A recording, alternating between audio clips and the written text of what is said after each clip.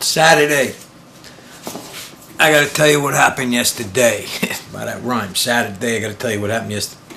Yesterday, I had this big argument with this guy. Obviously, the guy was a little older than me. He grew up in the 60s. I grew up in the 70s. And he's trying to tell me that the 60s was better than the 70s. In the interim, there was a guy at the next booth in the diner that overheard this, and he was trying to tell me the 80s was better than the 60s and the 70s. So I sat there, I told, first things first. Guys in the 60s, they used to boot up. They were all freaking spaced out. Half of them were like nodding out, because half of them were on freaking heroin. The guys in the 80s, half of them smoking the crack pipe.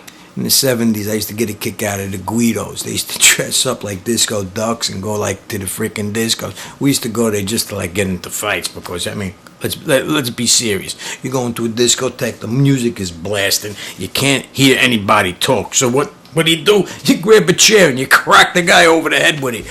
And there you have it, a little entertainment. Before you know it, the fight breaks out. There's bodies flying all over, chairs, glasses, people are screaming. Then you go home and you talk about it the next day with all your friends. Oh, I did this, I did that. Look, I'm not into Barry Bonds. I think he's a freaking raving lunatic moron. But look, steroids? Of course he's on steroids. What do you think? Somebody sat there with a straw in his ass and blew him up? It's a Balco Lab-made body. All right, so the Rolling Stones came out in the 60s.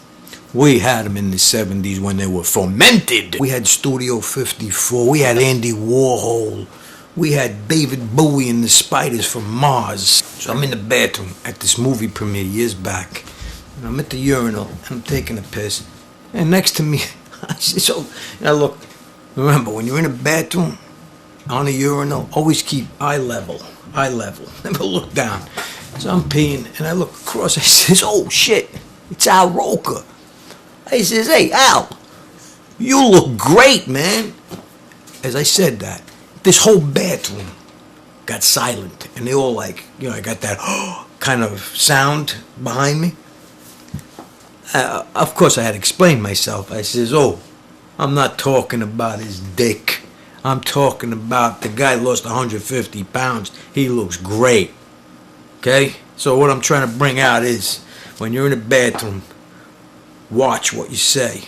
It's not good to say you look great in the bathroom, especially when you got your meat in your hand, and the guy next to you's probably got the meat in his hand. That's one thing. Second thing, when you're in the bathroom, eye level. Always eye level. There you go. Little words of wisdom by me. We had Thurman Munson in the 70s. We had Rocky Balboa. We had Orchard Beach with just a little bit of sludge. So this guy from the 60s says we had doo-wop. I looked at him, I says, doo-wop? Now, I'm Italian-American. I'm an Italian-American. You think I want to sit there and listen to doo-wop music? Doo-wop music? Whose idea was it to name it doo-wop? Why doo-wop? We had Jumpin' Jack Flash, man. He used to